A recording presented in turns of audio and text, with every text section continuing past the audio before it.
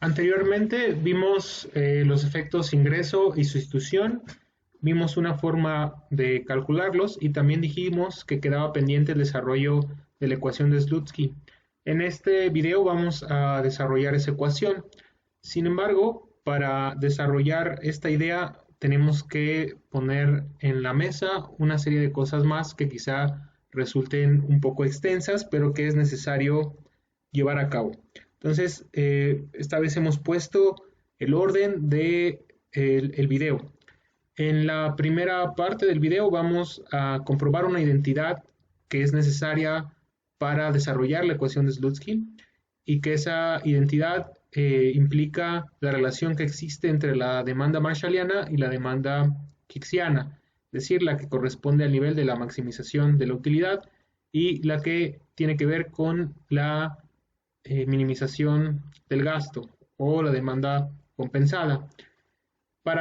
Además de eso, para desarrollar la ecuación de Slutsky, tenemos que tener clara la regla de la cadena para derivadas parciales. Si bien el objetivo de este curso no es desarrollar cálculo, en este caso es necesario que tengamos claro eso y dado que esta regla puede llevar a ciertas confusiones, hemos decidido ponerla brevemente para que al menos tengamos claro cómo es que se desarrolla la ecuación de Slutsky. Con estas dos herramientas ya podremos desarrollar la ecuación. Entonces hemos dividido en esas tres partes este video. Veamos entonces primero la identidad de la que hablábamos.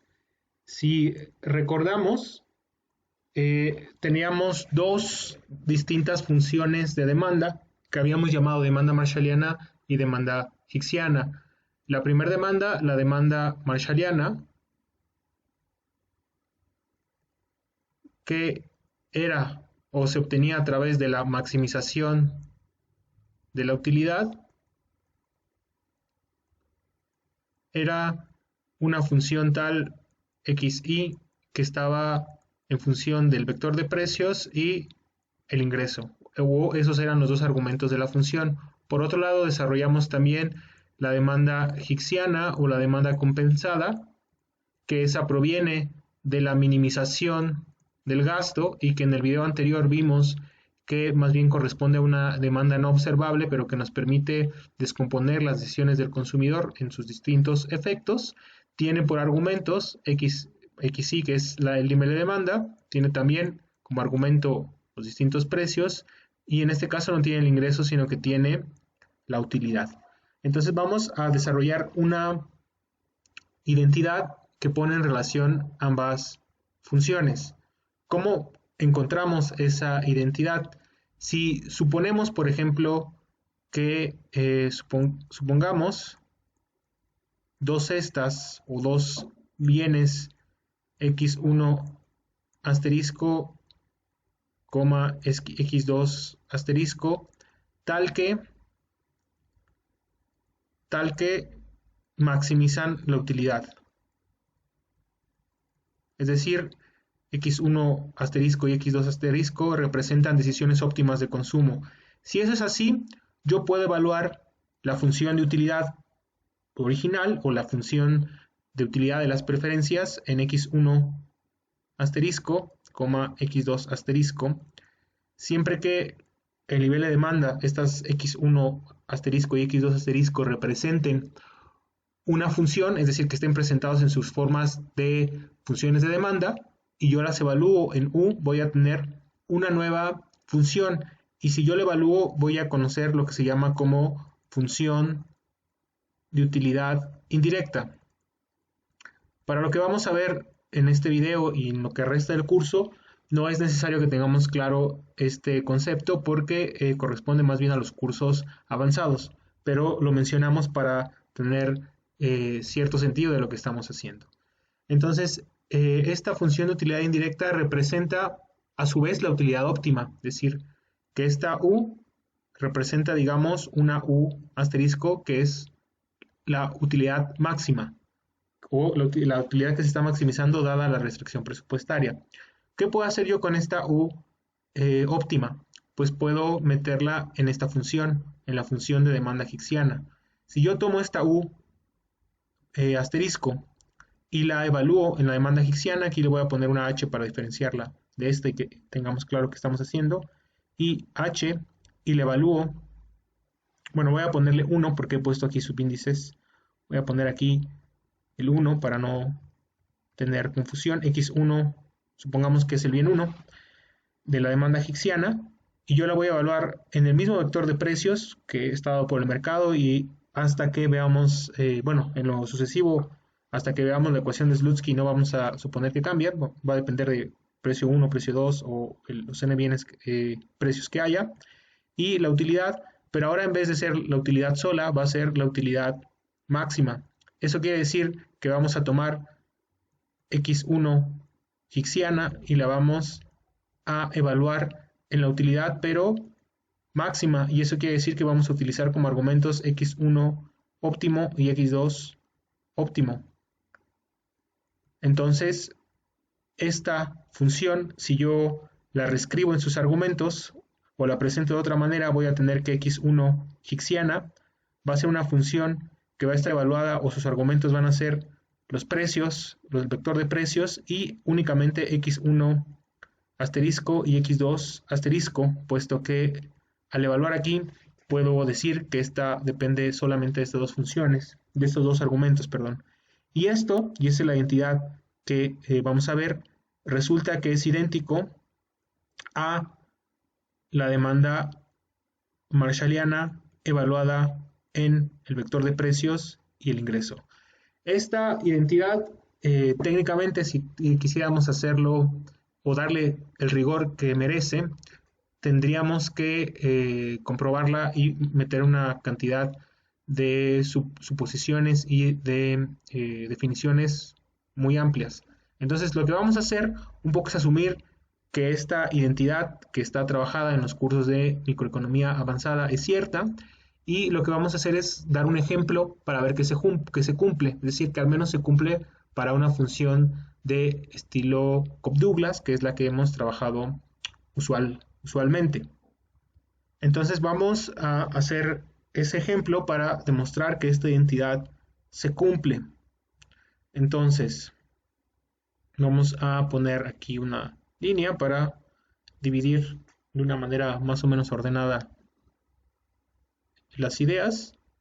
Y entonces vamos a suponer una función como la que trabajamos tanto en una función Cobb-Douglas que trabajamos en el video sobre efectos ingreso y sustitución y en el video de la demanda compensada o demanda hicksiana. Esa función de utilidad x1, x2 era una función Cobb-Douglas muy sencilla, x1 a la 1/3 y x2 elevado a la 2/3. ¿Y qué necesitamos para comprobar esta identidad? Bueno, tenemos que poner la demanda hicksiana y la demanda marshalliana. Como no vamos a hacer la optimización, vamos a poner la solución que corresponde, que proviene de la solución general de esta función. Entonces la demanda marshalliana del bien 1, que le voy a poner M para diferenciarla explícitamente, que obviamente tiene por argumentos los precios y el ingreso, en este caso solo un precio, va a ser igual a alfa 1, que es 1/3, que multiplica a M entre P1. Esa es la demanda marshalliana, y obviamente vamos a suponer que no conocemos ni los ingresos ni el precio. Lo único que conocemos es la solución para esta curva de utilidad. Es decir, que lo que sí conocemos es la forma precisa de las preferencias del consumidor.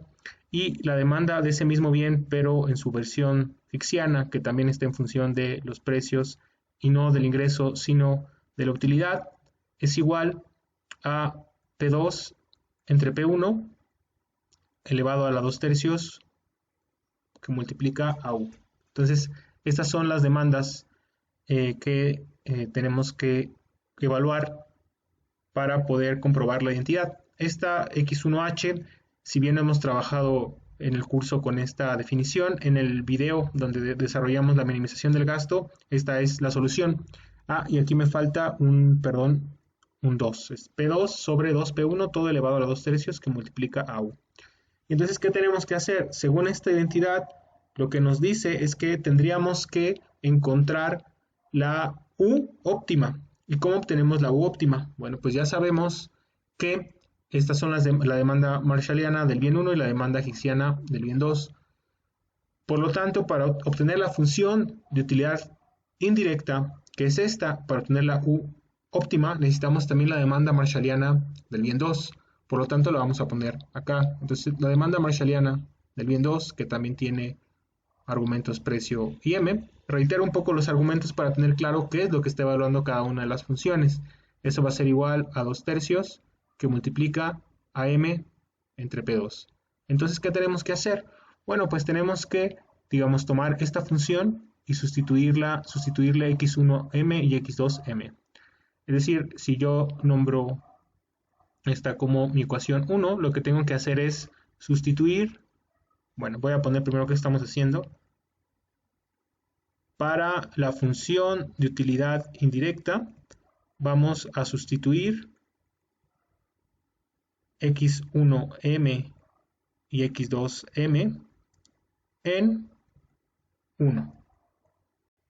Vamos a ponerlo con otro color. Entonces x1m en x1m y x12 en u, es decir, u en x1m y x2m.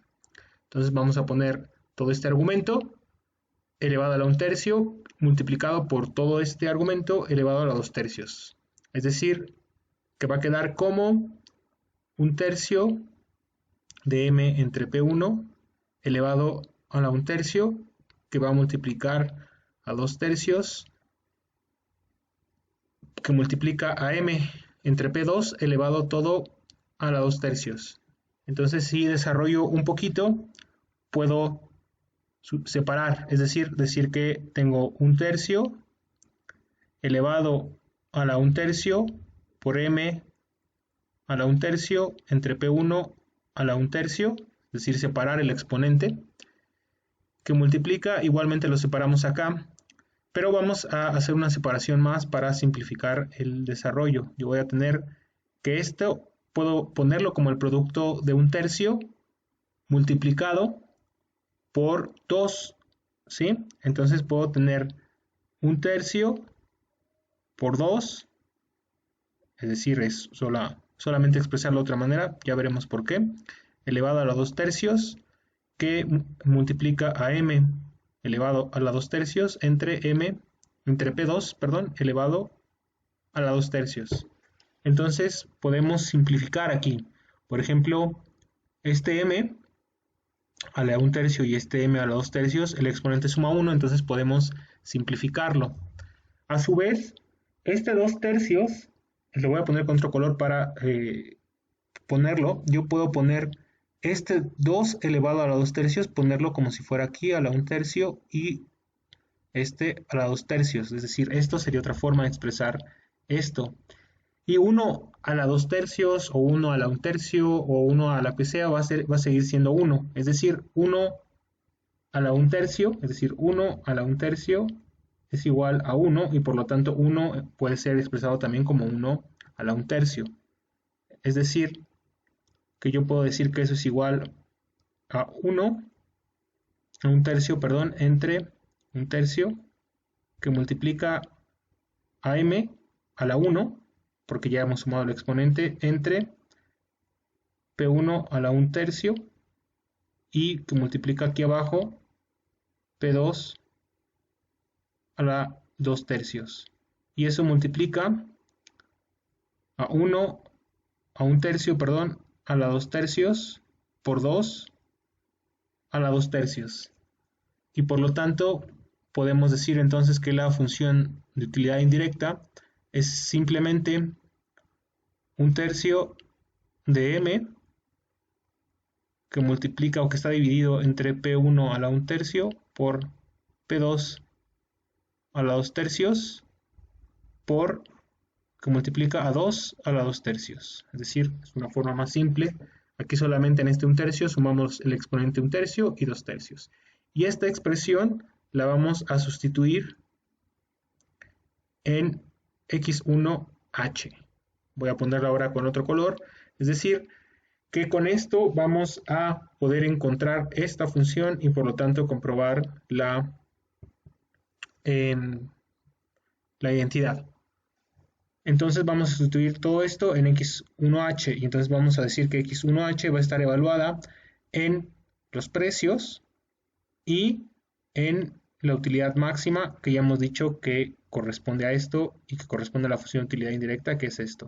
Y eso por lo tanto va a ser igual a P2 entre 2 precio 1 por 2 tercios, que multiplica a todo esto, que es 1 tercio por M entre P1 a la 1 tercio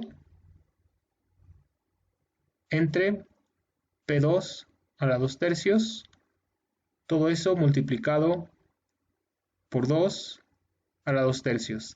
Y aquí podemos ver que todo esto se simplifica fácilmente, pero vamos a hacerlo un poco pausadamente. Entonces yo puedo separarlo, es decir, puedo decir que es P2 elevado a la 2 tercios entre P1 elevado también a la 2 tercios y este 2 tercios se lo voy a asignar al 2, pero lo voy a subir con el exponente negativo, es decir, por 2 elevado a la menos 2 tercios, es decir, solamente lo estoy reexpresando, que multiplica a 1 tercio de M a la P1 a la 1 tercio entre P2 a la 2 tercios multiplicado por 2 a la 2 tercios. Y aquí vemos fácilmente la simplificación.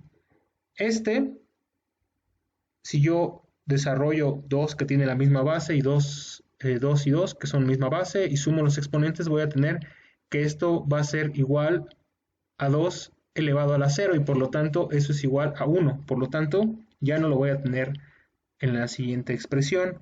Por otro lado, como todo esto es un producto, este P2 elevado a los 2 tercios se cancela con este P2 elevado a los 2 tercios, es decir, se vuelve 1, y lo único que nos queda son estos tres argumentos, o estos tres elementos, el 1 tercio, M, P1 a la 1 tercio, bueno, son 4. 1 tercio, M, P1 a la 1 tercio y P1 a la 2 tercios, pero como vemos, P1 y P1 que tienen exponente distinto pero tienen la misma base y dado que están en producto yo puedo sumar los exponentes que suman 1 y entonces eso es igual a 1 tercio M entre P1 elevado, perdón, ahí ya no es 1 tercio sino es elevado a la 1 y por lo tanto esto es igual a la demanda marshalliana evaluada en precios e ingreso. Por lo tanto con esto he comprobado la identidad. Bueno, hemos hecho toda una digresión con esta identidad para posteriormente encontrar la ecuación de Slotsky. Entonces vamos a poner en pausa esto por un momento y vayamos con las derivadas parciales.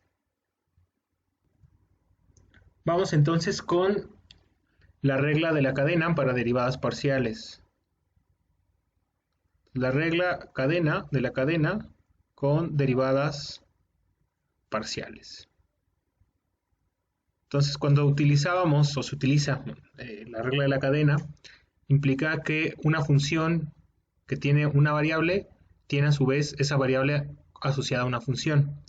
¿Cómo podemos presentar esto?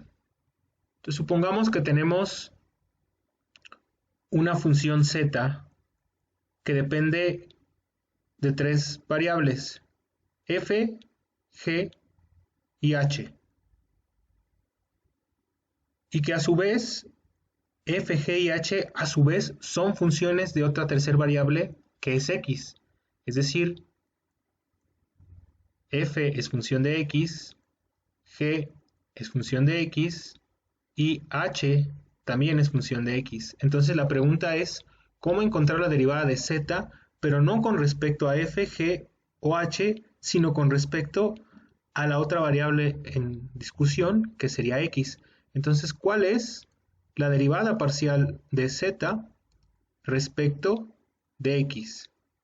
Para eso, generalmente, para entenderlo claramente, se hace una especie de árbol, un diagrama de árbol, para ver los posibles cambios.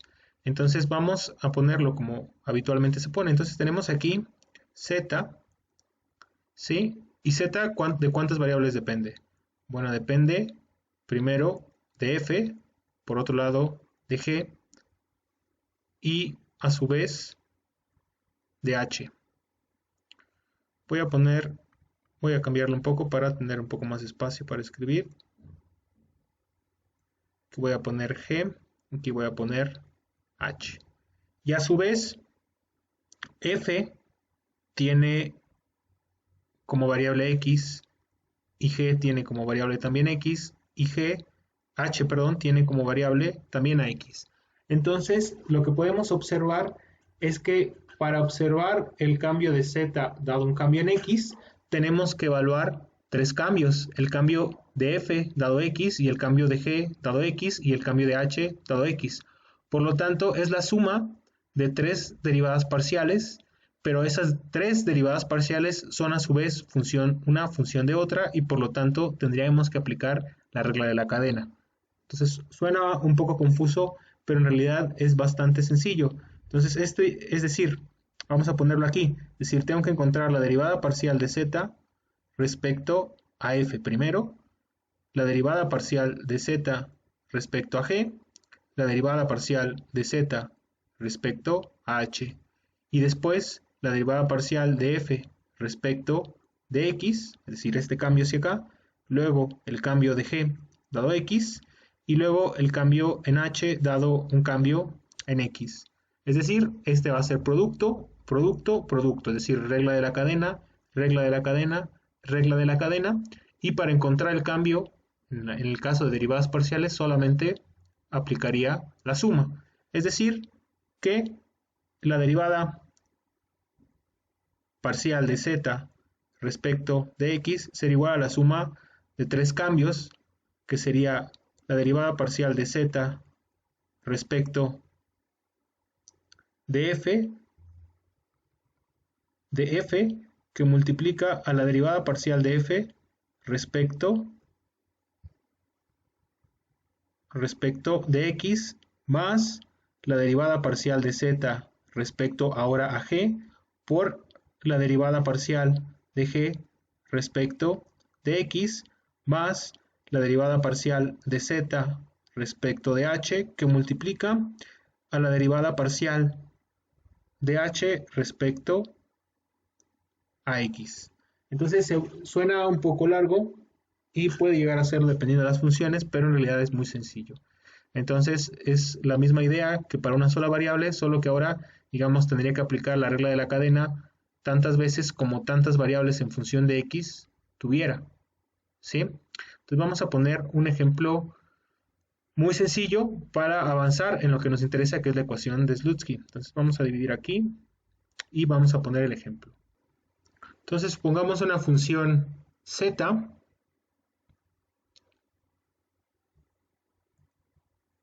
una función z. Bueno, voy a borrar primero. Entonces, una función tal que tiene tres variables asociadas, f, g y h, cuya función es igual a f al cuadrado más g más h al cuadrado más 1. Y además podemos saber que f es función de x y que es igual a x al cuadrado, que g de x además es igual a 3x al cuadrado, 3x cúbica, vamos a ponerlo al cubo, y hx es igual a 7x más 3. Entonces nos piden encontrar la derivada parcial de z respecto de x. Entonces vamos a seguir esta idea y encontraremos muy fácilmente el resultado.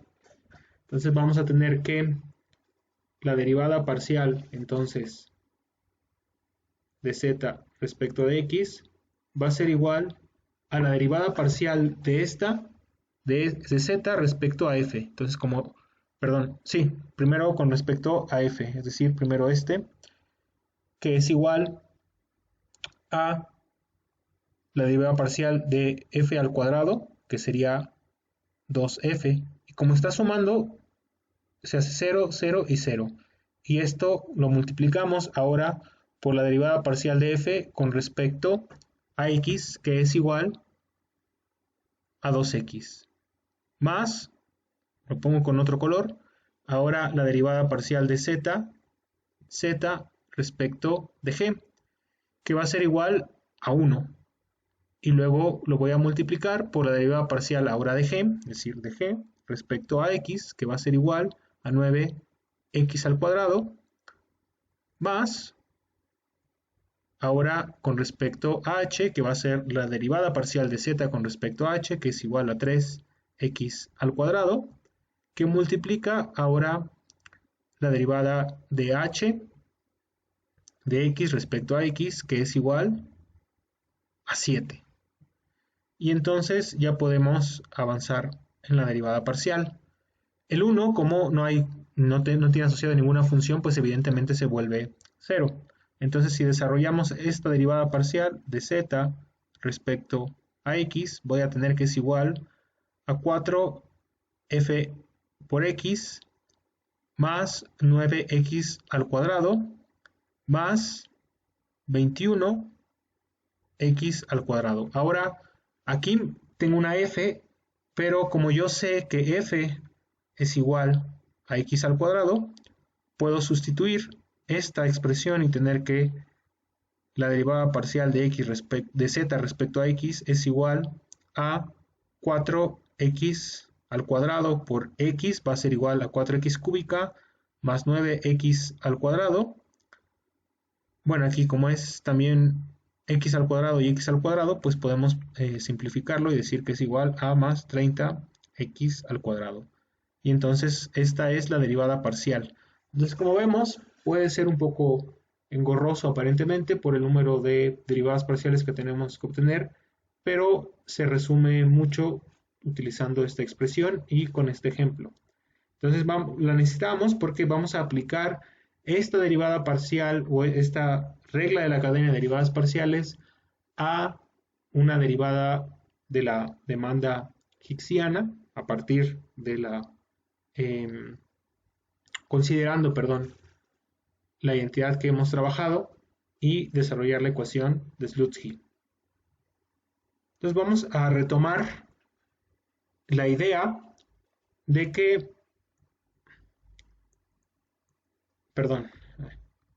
la demanda hicksiana del bien 1, vamos a trabajar con el bien 1, evaluada en precios y en x1 óptimo y x2 óptima, es equivalente, pero vamos a poner el igual porque vamos a derivar a la demanda marshalliana, que tiene argumentos de precios y el ingreso.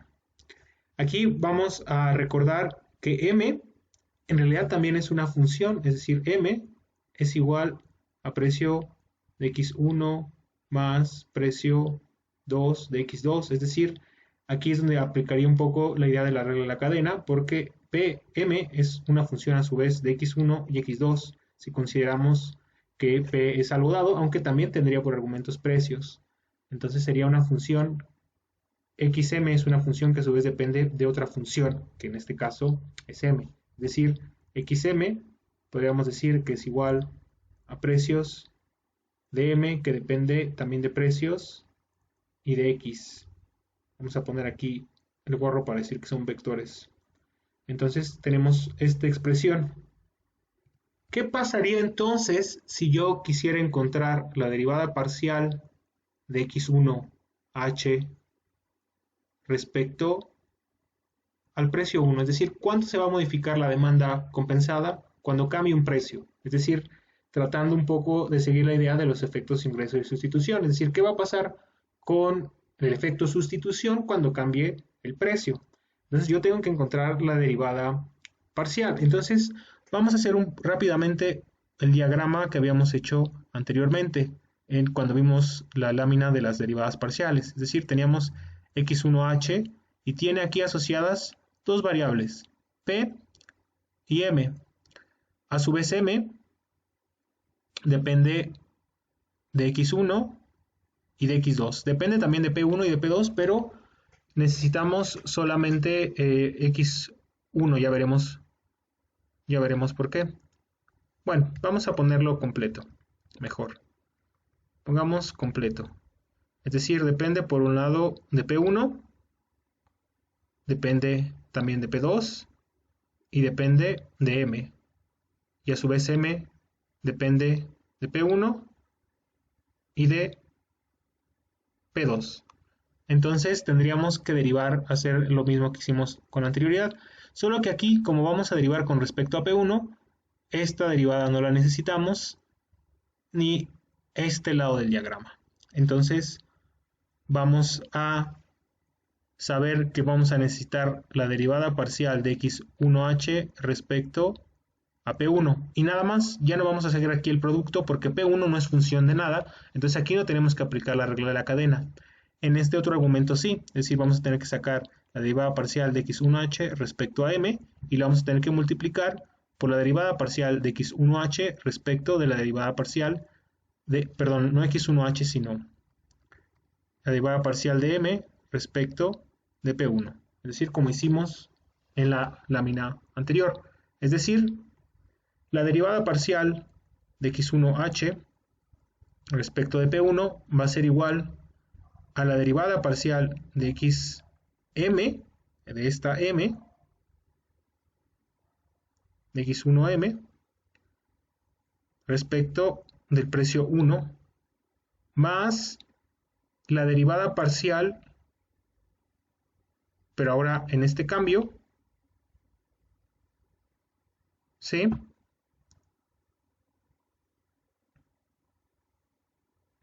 Que es la derivada parcial de x1m respecto a m por la derivada parcial de m respecto de P1. Hemos cambiado el m en vez del h porque hemos dicho que esto era igual, entonces ahora estamos trabajando sobre este argumento. Entonces si yo desarrollo esta idea voy a tener que x1h respecto del precio 1 va a ser igual a la derivada parcial de la demanda marshalliana respecto del precio 1 más la derivada marshalliana, la derivada de la demanda marshalliana respecto del ingreso por dm respecto de P1, y esa sí la conozco porque siempre la restricción presupuestaria es una función lineal. Entonces la derivada de esta respecto a P1 es x1. Y esta es una forma de poner la identidad de Slotsky en cierto sentido, y podemos con esto desarrollar la ecuación. Entonces vamos a ponerlo del lado derecho. Y bueno, voy a poner mejor una línea recta para que no se vea mal. Y entonces vamos a tomar esta y la podemos rearreglar. Yo puedo pasar este restando de este lado y tener que entonces la derivada parcial de la demanda marshalliana respecto al precio va a ser igual a la derivada parcial de h respecto a el precio 1 menos la derivada parcial de x1m respecto al ingreso por x1. Y este resultado sí es la ecuación de Slutsky, que es por lo que hicimos todo este largo video. Entonces, este primer argumento es el efecto sustitución y este otro lado es el efecto ingreso, que se parece a lo que hicimos en el video anterior. Lo que hacíamos en el video anterior es que decíamos que el aumento total en la demanda de X1 era igual al aumento debido al efecto sustitución más el aumento debido al efecto ingreso, que era X1 de Y. Entonces, es una forma análoga, solo que en términos de una ecuación. Ahora, lo importante es que no implica esto que el efecto ingreso sea negativo, solamente es una forma distinta de expresarlo. Y con esto concluimos el tema de la ecuación de Slutsky.